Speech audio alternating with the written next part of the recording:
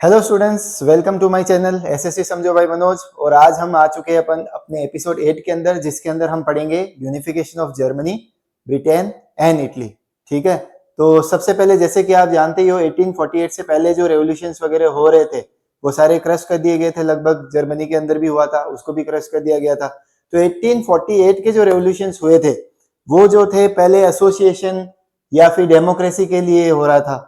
अब क्या हुआ, 1848 के बाद में जो नेशनल सेंटिमेंट्स थे वो मोबिलाइज होने लगे किसके द्वारा? कंजर्वेटिव्स। मतलब कंजर्वेटिव जो पावर्स थी वो अब नेशनल सेंटिमेंट्स को मोबिलाइज कर रही थी। किस लिए? सिर्फ अपने दो फायदे के लिए। एक तो प्रमोटिंग स्टेट पावर, अपनी स्टेट की पावर को बढ़ाने के लिए, एंड दूसरा पॉलिटिकल डोमिनेशन, एक पॉलिटिकल डोमिनेशन स्टेब्लिश करने के लिए। जो एक कंट्री है वो देख रही है कि मेरा पॉलिटिकल डोमिनेशन दूसरी कंट्री के ऊपर स्टेब्लिश हो जाए, तो इसके लिए जो नेशनलिस्ट सेंटिमेंट्स डेवलप हो रहे थे कंजर्वेटिव्स के द्वारा। दूसरा पॉइंट जो है, आप जानते हो 1848 में जो लिबरल्स थे, मिडिल क्लास लिबरल्स, उन्होंने फ्रैंकफर्ट पार्लियामेंट के लिए सब कुछ किया। 831 इलेक्टेड भी हुए रिप्रेजेंटेटिव्स, और फिर वो राजा के पास गए, फेडरिक विलियम फोर्थ के पास, प्रशिया का ही राजा था, और उसको कहा था कि भाई हमें एक ऐसा कॉन्स्टिट्यूशनल मोनार्क दे दो, पार्लियामेंट के हिसाब से चले। तो राजा ने क्या किया था? उसको क्रश कर दिया था with the help of military and other monarch. अब क्या होता है, it was supported by the large land owners of Prussia. But जो प्रशिया के लैंड ओनर्स, जिनको हम जंकर्स बोलते थे, तो जंकर्स जो थे उन्होंने सपोर्ट किया इस मूवमेंट को। एंड अब प्रशिया ने सपोर्ट किया तो प्रशियन जो राजा ने ऑर्डर दे दिया ये सब करने के लिए, तो Prussian chief minister Otto von Bismarck इन सबको लीड करने वाला हो गया कि भाई अब हमें जर्मनी को यूनिफाई करना है। और ये जो प्रोसेस उठाया किसने? Auto von Bismarck. He was the chief minister of Prussia. तो याद रखना ये नेम, बिस्मार्क। आगे 3 वॉर्स वेर फॉट, 3 वॉर्स हुए, और वो भी 7 ईयर्स तक, 7 सालों तक लड़ाई हुई। किस किस के साथ में? Austria, Denmark and France. और लास्ट में प्रशिया जीत चुका था। अब प्रशिया की जीत के साथ ही मतलब जर्मन का यूनिफिकेशन होना। तो 18 जनवरी 1871 को, सर्दियों के भारी दिन थे, प्रशियन किंग जो था Kaiser William first proclaimed as the German emperor in a ceremony held at hall of mirrors. तो प्रशियन किंग जो था वो जर्मनी का एम्परर बन गया, और ये किंग का नाम है कैसर विलियम फर्स्ट। और ये प्रोग्राम हुआ कहाँ पे? Hall of mirrors in Versailles के अंदर। और इसके बाद में जो प्रशियन के जो मेजर्स थे और प्रैक्टिसेस थे वो सारे जर्मनी के लिए मॉडल बन गए। और करेंसी हो गया, legal and judicial system, banking, Germany के ये सब कुछ मॉडर्नाइज किया गया। तो ये है जर्मनी की कहानी, जर्मनी के बनने की कहानी। इसका टाइम पीरियड है 1866 से 71 के बीच में। तो यहाँ पर ये जर्मनी का यूनिफिकेशन कंप्लीट हुआ। अब इसके बाद में हम पढ़ते हैं इटली के यूनिफिकेशन के बारे में। तो अब हम पढ़ते हैं यूनिफिकेशन ऑफ इटली के बारे में। जैसे कि आपने देखा था कि जर्मनी जो था उसका यूनिफिकेशन किसने किया था? आर्मी ने। बिस्मार्क, प्रशिया का जो चीफ मिनिस्टर, उन्होंने ये एक्सपीडिशन लीड किया था और जर्मनी को एक नेशन बना दिया। अब इटली का जो है मैटर वो किसके ऊपर पड़ा? सर्दिनिया पिडमोंट के पास। अब सर्दिनिया पिडमोंट के बारे में क्या है ये पहले देख लेते। तो Italy was divided into 7 states. जैसे कि आप इस मैप में देख सकते हो, इटली जो है वो 7 स्टेट्स में अलग अलग डिवाइडेड था। जैसे इसमें नॉर्थ जो था, ऊपर वाले जो नॉर्थ का ग्रीन एरिया आपको दिख रहा है वो तो ऑस्ट्रियन हैब्सबर्ग के कंट्रोल में था।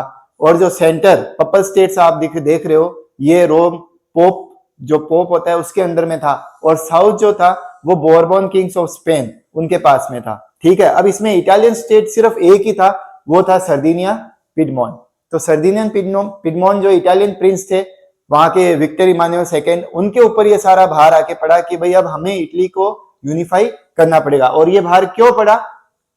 क्योंकि due to failure of 1831 and 1848 revolutions. आप लोगों ने देखा था पिछले टाइम अपन ने पढ़ा था जेसीपी मेजिनी के बारे में। जेसीपी मेजिनी ने सीक्रेट सोसाइटीज बनाई, यंग इटली, यंग यूरोप। ठीक है, और वो क्या चाहते थे? इटली का यूनिफिकेशन ही तो चाहते थे। बट उनके जो रेवोल्यूशंस हुए 1831 के और 1848 के, वो सब फेल हो गए थे। इसकी वजह से जो ये मेंटल, मतलब ये जो भार है to unify Italy, fall on the king Victor Emmanuel second of Sardinia Piedmont. तो सर्दिनिया पिडमोंट के राजा के ऊपर अब ये बर्डन आ चुका था और उनको अपने पॉलिटिकल डोमिनेंस दिखानी थी कि इटली को यूनिफाई करके दिखाना था। अब उन्होंने अपने चीफ मिनिस्टर को भार सौंपा जिसका नाम था कैमेलो दी कैवर। जैसे वहां प्रशिया ने सौंपा था बिस्मार्क को, वैसे ही इन्होंने अपने चीफ मिनिस्टर कैमेलो दी कैवो को ये भार सौंप दिया। अब कैमेलो दी कैवो ने क्या किया? He made a tactful alliance with France, एक फ्रांस के साथ में एक अलायंस किया इन्होंने, एक विनम्र अलायंस कर लिया फ्रांस के साथ में, ताकि जो फ्रांस है वो ऑस्ट्रियन आर्मी को सपोर्ट नहीं करे जब इटली के जो सर्दिनिया पिडमोंट है वो लड़ाई करने जाए। देखना, आप समझना बात को, जो नॉर्थ के अंदर जो ग्रीन दो स्टेट्स दिख रहे हैं आपको, टस्केनी, मोडेना, ये 2-3 जो स्टेट्स है ये सारे ऑस्ट्रियन हैब्सबर्ग के अंदर में थे। अब सर्दिनिया पिडमोंट ने क्या किया, सबसे पहले फ्रांस के साथ अलायंस किया ताकि वो इंटरफेयर नहीं करे इसके अंदर, और फिर इन्होंने लड़ाई करी ऑस्ट्रियन फोर्सेस के साथ में, और नॉर्थ के अंदर जो 1859 के अंदर ये हिस्सा था ऑस्ट्रियन हैब्सबर्ग के अंदर, ये सब कुछ अपने अंदर ले लिया। ठीक है, पहली जीत हो गई। अब दूसरा क्या था, अब बीच में जो एरिया था पपल स्टेट्स, पपल स्टेट्स में पोप का शासन था, और यहां पर फ्रेंच आर्मी का गैरिसन था, मतलब फ्रेंच आर्मी पूरी तैनात थी यहां पर उसके साथ में, तो यहां पे तो ये मुकाबला अभी कर नहीं सकते थे, तो इन्होंने पकड़ा साउथ को। तो साउथ में क्या किया, 1860 के अंदर with the support of local peasants, वहां के लोकल किसानों का सपोर्ट लिया, एंड जेसीपी गरिबाल्दी। अब ये जेसीपी गरिबाल्दी कौन है जरा ये बता दूं, तो जेसीपी गरिबाल्दी जैसे अगर अपन इंडिया के लिहाज से देखें तो जेसीपी मैजिनी तो हो गए एक तरह से गांधी जी, और जेसीपी गरिबाल्दी हो गए सुभाष चंद्र बोस। इन्होंने आर्मी खड़ी कर दी थी एक 30,000 वॉलेंटियर्स की, जिनको नाम दिया गया रेड शर्ट्स। इस आर्मी को जैसे सुभाष चंद्र बोस जी ने अपने इंडिया के लिए आजादी के लिए आर्मी खड़ी कर दी थी, वैसे ही गरिबाल्दी ने भी इटली के यूनिफिकेशन के लिए एक आर्मी खड़ी करी, वॉलेंटियर्स को इनवाइट करके, जिनका नाम था रेड शर्ट्स। इस आर्मी में जो भी शामिल होते थे उनको रेड शर्ट्स बोला जाता था। ठीक है, और मैजिनी साहब क्या थे, वो आइडियोलॉजी डेवलप कर रहे थे, जैसे गांधी जी ने आइडियोलॉजी डेवलप की अंग्रेजों के खिलाफ, वैसे मैजिनी ने आइडियोलॉजी डेवलप की थी। ठीक है, तो अब यहाँ पे लोकल पीजेंट्स और गरिबाल्दी के रेड शर्ट्स का सपोर्ट मिल गया सर्दिनिया पिडमोंट को, तो 1860 में इन्होंने डिफीट कर दिया टू सिसिल्स, जो बॉर्बन किंग्स थे स्पेन को, उसको हरा के टू सिसिल्स को अपने अंदर ले लिया। अब बचा क्या, सिर्फ बीच का पोर्शन जो पोप के अंदर में था।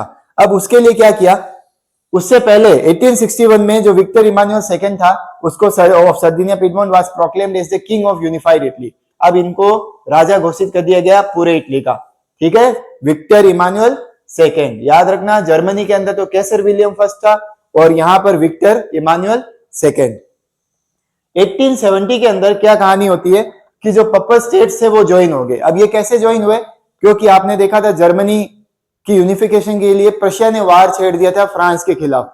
अब फ्रांस की आर्मी जो यहाँ पर ये पपल स्टेट्स के पास में थी, ये सारी आर्मी वहां पर उससे लड़ाई करने चले गए थे, तो यहाँ पर मामला थोड़ा कमजोर पड़ गया, और इस मौके का फायदा उठा के सर्दिनिया पिडमोंट ने 1870 के अंदर फाइनली यहां पर रोम को अपने कब्जे में ले लिया। इस तरह से इटली का यूनिफिकेशन पूरा हो गया। और इटली के यूनिफिकेशन में एक कॉमेडी वाली बात यह है कि जो ये लोकल पीजेंट्स थे यहाँ के साउथ के, इनको ये पता ही नहीं था कि इटालिया क्या है। ये क्या समझते थे कि ये जो किंग है हमारा विक्टर इमानुएल सेकंड, इसकी वाइफ है कोई ला टालिया, उसके लिए हम लोग लड़ रहे। कुछ इतने ज्यादा पब्लिक वहां की इलिटरेट थी, अनपढ़ थी। ठीक है, तो उनको पता नहीं था क्या था ये। तो ये है इटली का यूनिफिकेशन। अब आते हैं हम ब्रिटेन के यूनिफिकेशन के ऊपर। Model of the nation state, जो मॉडल माना जाता है नेशन स्टेट बनने का, वो है ग्रेट ब्रिटेन का।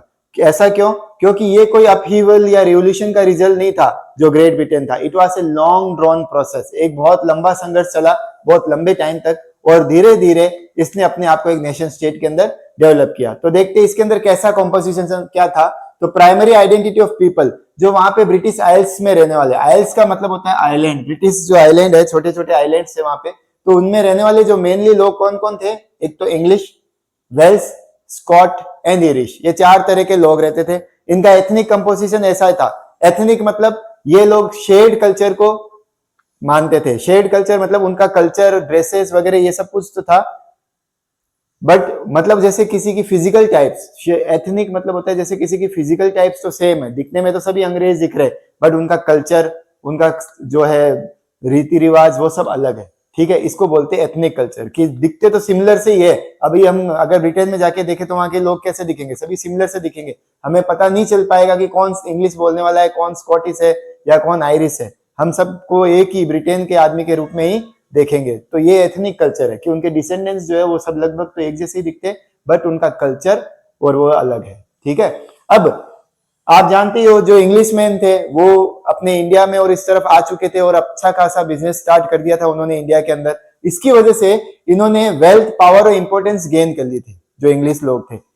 तो अब किसी के पास अगर वेल्थ, पावर और इन्फ्लुएंस आएगा, वो क्या करेगा, वो अपना प्रभाव दूसरों के ऊपर दिखाएगा। तो it extended influence on other Nations, इन्होंने भी अपना प्रभाव दूसरे जो इसके आसपास वाले आइलैंड्स के नेशन थे उसके ऊपर अपना प्रभाव दिखाना स्टार्ट कर दिया।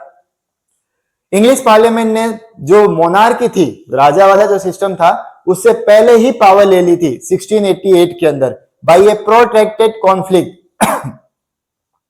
बाय ए प्रोट्रैक्टेड कॉन्फ्लिक्ट का मतलब होता है एक लंबे संघर्ष के द्वारा। एक लंबे संघर्ष से जो इंग्लिश पार्लियामेंट ने मोनार्की से अपने अंदर पावर ले ली थी 1688 के अंदर। जैसे आपने 8th क्लास में भी पढ़ा होगा कि 1601 के अंदर रानी से, 1600 के अंदर रानी से परमिशन लेकर ये लोग इंडिया आए थे व्यापार करने। ठीक है, और 1688 में इन्होंने मोनार्की सिस्टम से अपने पास में पावर ले ली। आज भी आप जानते हो ब्रिटेन के अंदर मोनार्क जरूर है बट पावरफुल कौन है, पार्लियामेंट है। तो ये 1688 में हो चुका था। एंड और उन्होंने क्या किया, नेशन स्टेट बनाया with England as its centre. A nation state was forge. Forge का मतलब होता है बनाया गया। जैसे अगर जैसे कोई अंगूठी है तो अंगूठी कैसे बनाता है सुनार, कोई एक बिस्किट ले लिया या सोने का टुकड़ा ले लिया और उसको ठोक पीट के धीरे धीरे धीरे बनाता है। तो वैसे ही इन्होंने इंग्लैंड को एक सेंटर बना दिया धीरे धीरे नेशन स्टेट का। ठीक है, यहां तक की बात आपको समझ में आ गई होगी। अब इन्होंने क्या किया, पड़ोसी को अपने पास में ले लिया कि भाई आ जा मेरे साथ में। तो by the act of union 1707 के अंदर between England and Scotland, Scotland के साथ में एक संधि कर ली, act of union. They form United Kingdom of Great Britain. उन्होंने बनाया United Kingdom of Great Britain. अब इंग्लिश पार्लियामेंट पावरफुल है और स्कॉटलैंड के पास इतना पावर नहीं था। अब इन्होंने क्या किया, स्कॉटलैंड में रहने वाले जो कैथोलिक क्लैंस के लोग हैं, 2 क्लैंस के लोग रहते हैं वहां पे, क्रिश्चियन के अंदर 2 क्लैंस होते हैं, एक कैथोलिक और एक प्रोटेस्टेंट। तो जो कैथोलिक लोग थे उनको इन्होंने सप्रेस करना शुरू कर दिया। उनको उनकी language use, Gaelic language use करते थे, उसको यूज नहीं करना है। उनकी ड्रेसअप, उनके त्योहार वगैरह सब कुछ के ऊपर इन्होंने रोक लगा दी। ठीक है, अब जो कैथोलिक क्लैन रहते थे कहां पे, स्कॉटिश हाईलैंड्स के, वो उन सबको बाहर भगा दिया। जो भी उनके विरोध कर रहे थे इंग्लिश वालों का, इंग्लिश कल्चर का, उन सबको उन्होंने उनके घर से बाहर भगा दिया और इस तरह से स्कॉटलैंड को पूरी तरीके से अपने अंदर कवर कर लिया। ठीक है, अब आता है Ireland. Ireland had also the similar faith. Ireland में भी वही बात हो गई। आयरलैंड में क्या था, it was divided into Catholic and Protestants. यहाँ पे कैथोलिक भी थे, प्रोटेस्टेंट्स भी थे, पर कैथोलिक जो थे वो मेजोरिटी में थे और प्रोटेस्टेंट माइनॉरिटी में थे। तो इंग्लिशमैन ने क्या चाल चली यहाँ पे, इन्होंने सपोर्ट किया प्रोटेस्टेंट को, प्रोटेस्टेंट्स को ज्यादा पावर देनी स्टार्ट कर दी, उनको हेल्प करना स्टार्ट कर दिया, इन कैथोलिक के खिलाफ खड़ा कर दिया। आपस में अब लड़ाइयां होने लग गई कैथोलिक और प्रोटेस्टेंट्स के अंदर। बट प्रोटेस्टेंट्स को सपोर्ट किसका था, पावरफुल साथी का, इंग्लिशमैन का। तो जीतेगा कौन, प्रोटेस्टेंट। तो बाद में क्या हुआ, एक रिवोल्ट भी हुआ। वोल्फस्टोन और उसके यूनाइटेड आयरिशमैन जो थे उन्होंने इसका पूरी तरीके से विरोध किया, लड़ाई करी इनके साथ में।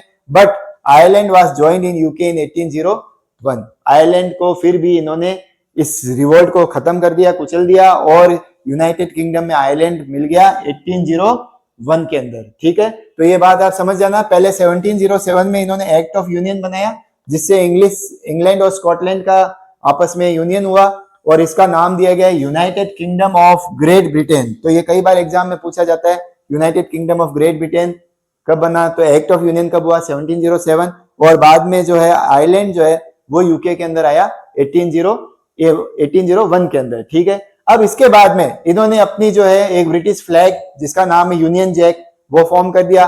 ब्रिटिश का जो national anthem God save our Nobel king और लैंग्वेज जो इन्होंने इंग्लिश लैंग्वेज पूरे आयरलैंड के ऊपर लागू कर दी। इस तरीके से जो ब्रिटेन जो है एक मॉडल स्टेट बन गया नेशन स्टेट बनने के अंदर, क्योंकि इन्होंने एक बहुत लंबा प्रोसेस किया और बिना किसी अपहीवल के, बिना किसी रेवोल्यूशन के, अपने इन्फ्लुएंस के द्वारा, अपनी पावर के द्वारा, अपनी वेल्थ के द्वारा ये जो आइलैंड्स थे उनके ऊपर अपना कब्जा करके एक United Kingdom of Great Britain बना दिया। ठीक है, तो आई होप सो आपको ये तीनों टॉपिक समझ में आ गए होंगे, the unification of Germany, Italy and Britain. ठीक है, थैंक यू फॉर वॉचिंग।